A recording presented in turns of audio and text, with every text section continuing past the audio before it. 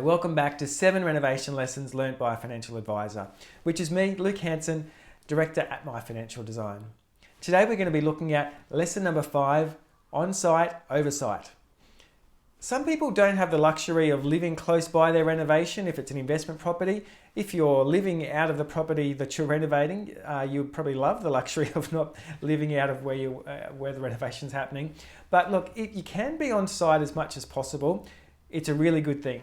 You don't want to be, getting in the way of the trades as they're trying to do their work and peering over their shoulder and checking every little thing. But I find if you can check in once a day or every second day, but if you can be on site, the less communication breakdowns occur. For example, when we were looking at the bathroom that I was renovating, we had to change the layout a little bit, and there was a couple of different designs that were floating around at multiple points, and there was a bit of confusion as to which one we actually settled on.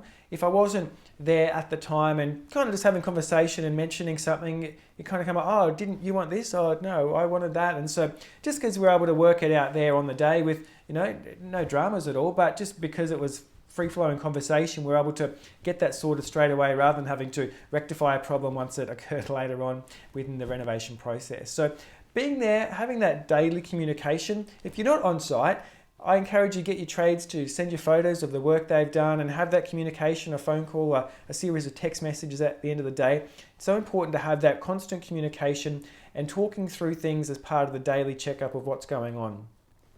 You also want to make sure that you're communicating between the trades.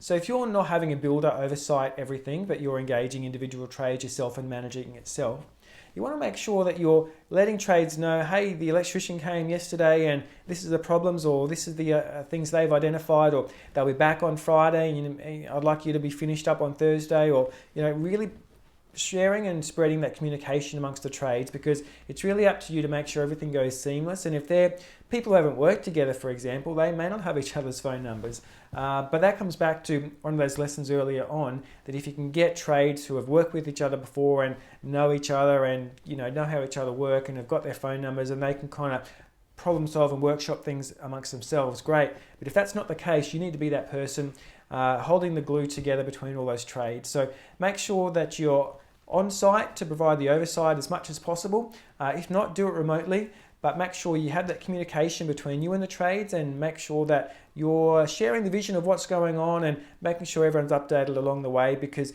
nothing beats you being in there in person.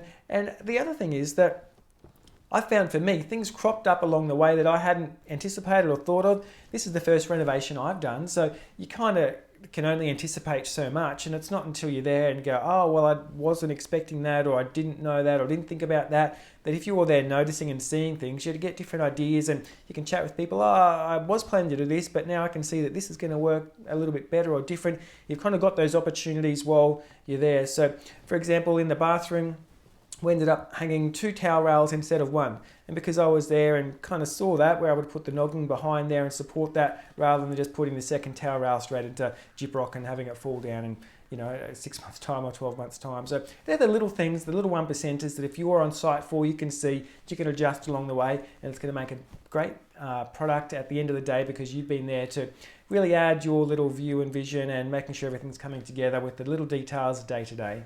Stay tuned for the next lesson coming up.